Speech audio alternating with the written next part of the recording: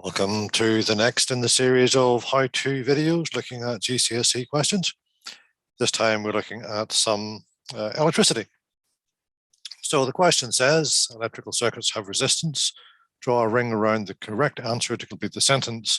When the resistance of a circuit increases, the current in the circuit, well, hopefully you know that V equals IR. So if this gets bigger, and this stays the same, that's got to get smaller. Or from a more sort of common sense understanding point of view, if you make it harder for the current to flow, then the current will flow less. So the current decreases. Use the correct answer from the box to complete each sentence. An electrical component which has a resistance that increases as the temperature increases. Well, any piece of metal, when it gets hot, the resistance will increase, and a filament lamp is a piece of metal that gets really, really hot. So the answer there is a filament lamp. An electrical component which emits light only when a current flows through it in the forward direction, well, that would be a light-emitting diode.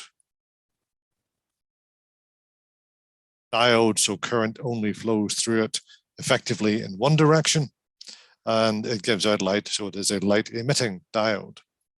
So that's that. When some metals are heated, the resistance of the metal changes. The equipment for investigating how the resistance of a metal changes when it is heated is shown in the diagram. So we have an ammeter in series here. We have a voltmeter in parallel. We have our piece of metal, a resistor, in a beaker of water, which is being heated, and we're measuring the temperature. We have a fixed potential difference. It doesn't have the arrow through it to allow us to vary the PD. We don't have a variable resistor. Excuse my drawing, that's pretty awful. We don't have a variable resistor in the circuit. So we have a fixed potential difference, a fixed voltage across our metal. In this question, you'll be assessed on using good English, organizing information clearly, and using specialist terms. Describe an investigation a student could do to find how the resistance of a metal sample varies with temperature. The student uses the equipment shown here. How the student should use the equipment, the measurements that should be made, how you should use these measurements to determine the resistance, and how to make sure the results are valid. So you have to know what we mean by valid. And we are looking at, does the experiment, does the data answer the question? So how should the student use the equipment in order to find out how the resistance varies with temperature? So we would record our values of potential difference and current and temperature at the start, before heating. We want our starting conditions. We would maybe record values of potential difference in current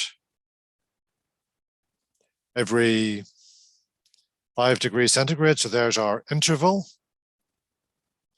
And I would use the word interval, so it shows I know what I'm talking about.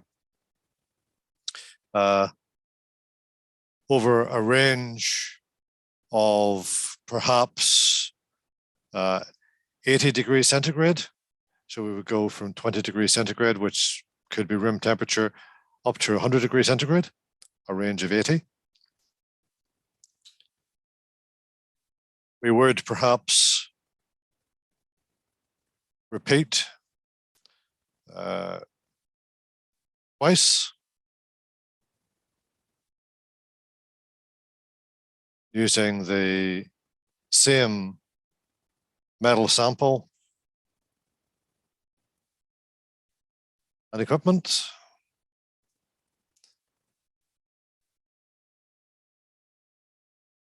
Allowing the sample to cool to room temperature before each repeat, because obviously if you don't let it cool back down, it's going to affect your results. So this is how the student should use the equipment. I would probably stir the water to ensure an even heating, because if you look at the equipment, you can see your metal is up here, your thermometer bulb is down here. If you're not stirring this, the temperature at this point and the temperature at this point will not be the same. So we're not going to get the right result there. We're not going to get the right temperature. The temperature of the water around the metal is not the temperature of the bulb here, because this will be at a different temperature to that. It'll be hotter up here because the hot water rises due to a decrease in density, forming a convection current. So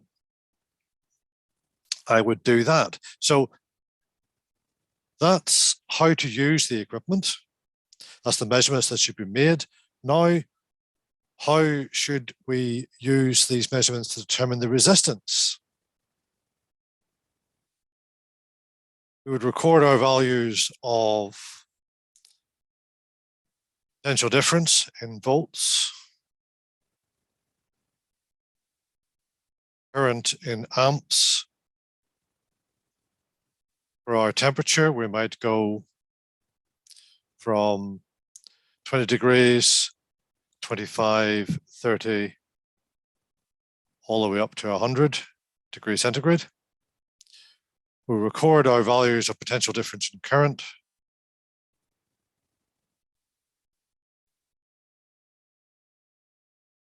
And we would work out our resistance equal to V over I in ohms.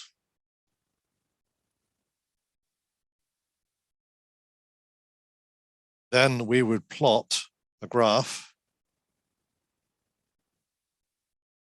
of resistance against temperature. So, have we answered our question?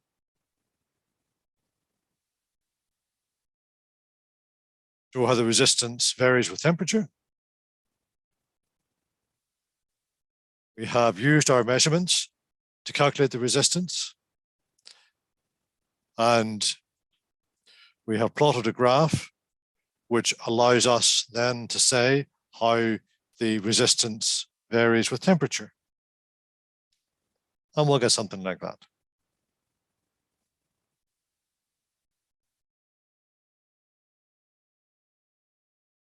So part D, the table shows some data for samples of 4 metals, P, Q, R, and S. Graph the results for one of the metals is shown. So we have a nice straight line. I notice we have an anomaly here. Which of the metals has the data shown in the graph? Well, let's see. At 100 degrees, we've got 2.23 for S, 5.67 for P, 3.48 looks like a contender.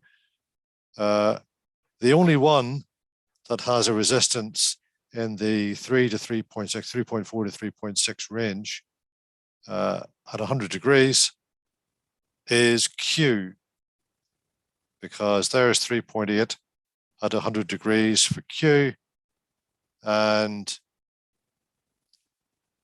3.48, I think it was, 3.48, and there's 3.2468, 3.48. So it is definitely Q. So that's just about reading off the graph. One of the results is anomalous. Circle it. Well, I did that already. Not that. Just in case there's any confusion. This is my anomaly. Okay. Suggest a reason for the anomalous result. Well, a misreading of the Temperature, perhaps. We don't have any indication of how the resistance was measured, but it might be that the temperature was misread, and actually the temperature was here, not here. That would be reasonable.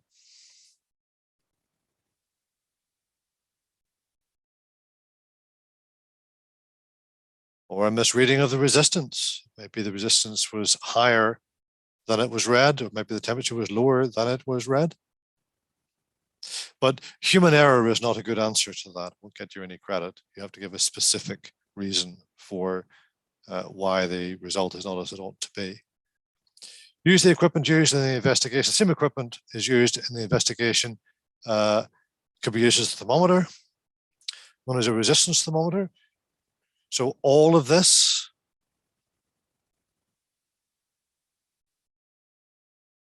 could be used as a resistance thermometer. Why might you not want to?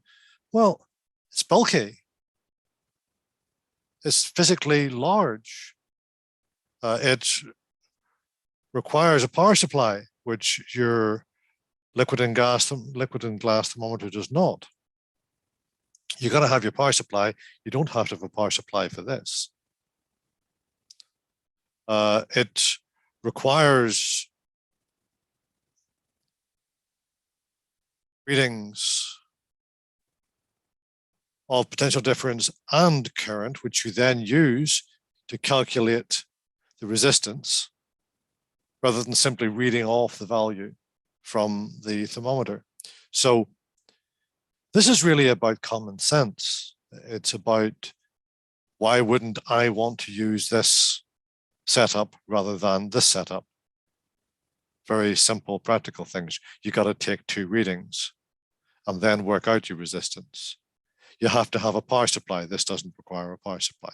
This is physically large. So there you have your answers.